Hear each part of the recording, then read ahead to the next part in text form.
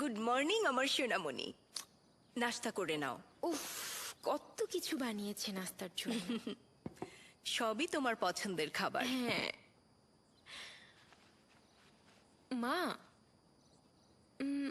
আয়েশার সাথে দেখা হয়েছিল গতকাল স্কুলে। কি বললো? তেমন কিছু না, ভালোই আছে। জিজ্ঞেস করছিল তোমার কথা। কি জিজ্ঞাসা করেছে? হ্যাঁ, কি বলেছে? তেমন কিছু না, তোমার কথা উঠতেই বেল বেজে গিয়েছিল। শোনো, তোমার হালিমা নামের মেয়েটার কথা মনে আছে মা? হালিমা? ও আজ রাতে এখানে থাকলে প্রবলেম আছে? না, প্রবলেম নেই, আসতে বলো। ঠিক আছে। হ্যাঁ আসুক, আসলে আমার অনেক ভালো লাগবে। কি রান্না করব? তোমার যা ইচ্ছা, তোমার সব খাবারই মজা। আচ্ছা ঠিক আছে। একটা চকলেট কেক নিয়ে এসো।